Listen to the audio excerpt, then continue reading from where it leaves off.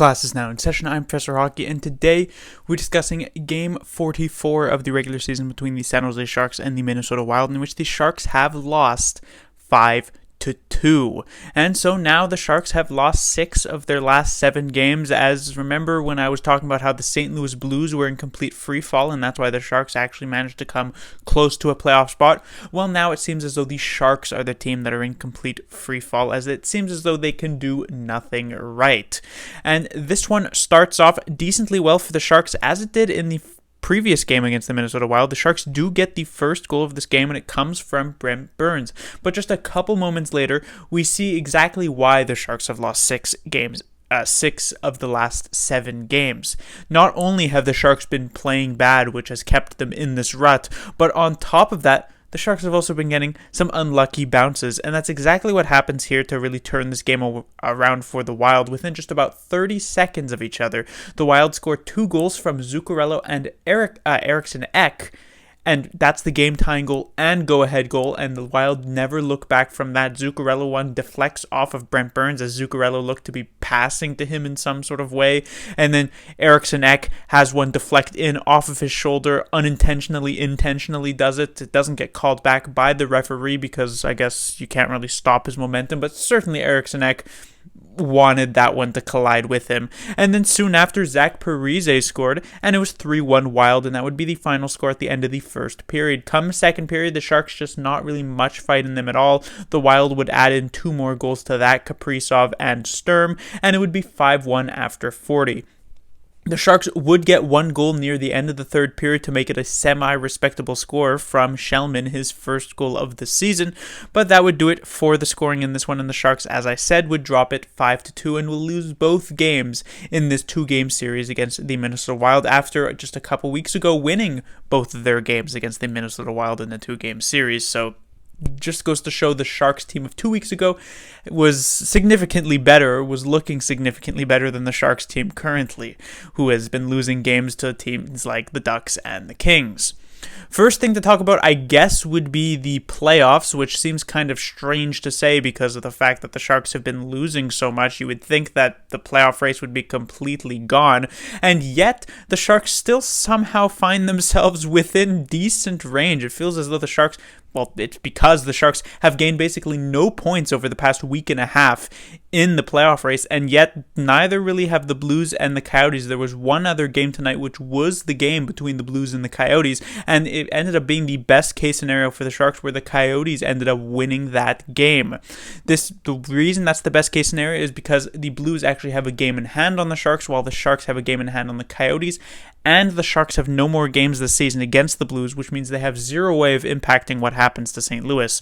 Meanwhile, the Sharks have 4 games left against the Arizona Coyotes, which means even if the Sharks find themselves 5, 6, 7 points behind the Coyotes, if by some miracle the Sharks actually manage to win all 4 of those games against Arizona, they would technically pass them in the standings. So while I don't think necessarily some great turnaround is in the future for the Sharks, especially when you consider their next 3 games are against a Golden Knights team who they are currently 0-5 against this season, I guess in theory and mathematically and by chance, the Sharks somehow still find themselves in a playoff race. But again, right now, complete free fall.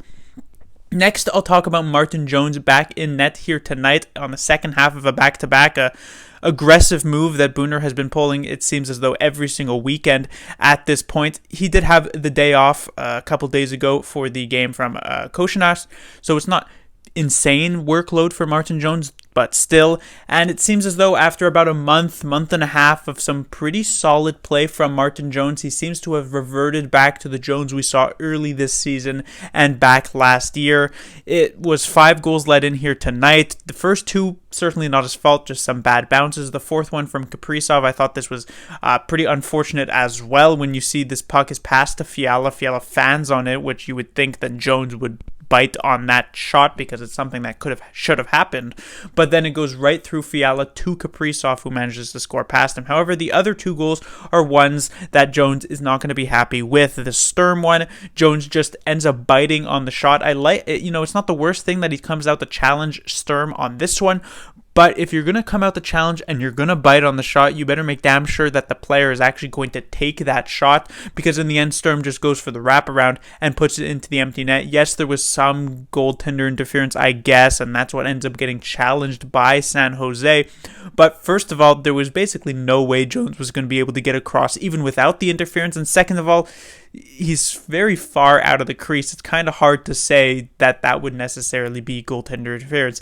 And on the third goal from Zach Parise, this is just one that can't really go in. It's kind of reminiscent of the goal scored yesterday by Zuccarello off of the faceoff, but at the very least, that's a quick shot, and it's one that Jones was not necessarily set for, so it has some excuse to this. This one by Parise doesn't really have much of an excuse. It's one Jones has to have, especially after you've just given up 2 goals in 30 seconds after your team was holding the 1-0 lead. You hope your goaltender can make that save, and he was just unable to. And while Jones did have a couple of decent saves here tonight, that 5-on-3 at the end of the first period by the Wild when they were looking for that 4-1 goal that would just really put the game away, Jones makes a nice save there to give the team a chance, I guess, of coming back in the second period, but the damage had already been done. Will Jones get the following night's start? It's possible. Koshinash actually came in relief of Jones at the start of the third period, and while the Wild weren't really pushing in the third period, Koshinash was pretty decent, I guess, during those 20 minutes, so it's technically possible he gets the start there on Monday. I guess we'll see what happens. Next, I'll be talking about Rudolf Balcers, just really one of the very few players who were actually decent here tonight. Over the last 7 games where the Sharks have been significantly struggling, a lot of the players have not looked very good at all. Maybe not in all 7 games, but pretty consistently. Even, someone like Evander Kane, who I have many times said to be the best forward for the Sharks this season, while he was pretty good last game against the Minnesota Wild, the games previous against the Ducks and the Kings, kind of invisible. Couture seemingly hasn't scored in 10,000 years. Timo Meier has been invisible for a good chunk of this season. So a lot of these players have been really, really spotty over the past few games while the Sharks have been not doing well, except Balcers, in my opinion. It feels as though every time there's a bright spot with the San Jose Sharks in one of these losses, Balcers is, among them. And so it's been very nice to see. He's been a fantastic waiver wire pickup. I've mentioned this many times before, and it'll be very interesting to see not only how Balcers finishes off this season, but the future for Rudolf Balcers. Hopefully he can be retained by the San Jose Sharks, because while I don't necessarily think he's going to become a first-line 60-point, 70-point kind of guy, it wouldn't be surprising to me if he could become a decent second liner for the Sharks, 40, maybe even 50 points in a full season, because not only is he actually pretty decent defensively, certainly not a huge liability at all in that regard. He's got a pretty good shot, and he also seems to find himself consistently in some pretty decent opportunities. I mean, the Sharks, even at times when they're seeming completely out of sorts and they can't connect more than a couple of passes, it seems as though Rudolf Balcers is getting 2 or 3 pretty solid scoring chances per game that he's just been unable to bury on. If he can actually find a way to get those chances through, he could be a very, very effective scorer. So that's definitely something I noticed here tonight. And finally, I'll talk about Patrick Marleau. I actually mentioned him just last game where he was promoted up to the second line, and I said, why is Marleau getting 15.5 minutes per night? But I'm not going to bring any negativity here tonight. I'm not going to bring any comments about how he played, just a comment on the fact that, of course, tying Gordie Howe's all-time games played record, a huge accomplishment for himself. It's extremely difficult to play over 1,700 games at the NHL level. It's not just the case of playing from 18 to 41. It's the case of also being almost, extremely consistent in terms of health. This is a very, very dangerous game to play. There's a lot of hits. There's a lot of very easily injured body parts, the head, the arms, the wrists, the things like that. There's slashes, there's high sticks, there's, a piece of rubber, frozen rubber that's flying around at, 100 miles per hour that could hit you at any point and break a bone or anything like that. And yet Patrick Marleau has close to 900 games played in a row, meaning he hasn't sat out any of those games consistently. That's how you manage to get to 1,700 games. Or, of course, if you're Gordie Howe and you play until you're age 50. But realistically, that's probably not something that's going to happen in any time later, right? That's a record that Gordie Howe can probably keep. But for the games played record, once Marleau plays in that game on Monday, which absolutely will happen 100% of the time, he will have that new games played record. And it had taken 50, 60 years for someone to finally break it from Gordie Howe. And so we may see Marleau in the record books for a record like this for a very, very long time, especially with the high turnover in the NHL these past few years, where a lot of time teams are turning towards much younger players and not necessarily retaining veterans at this point.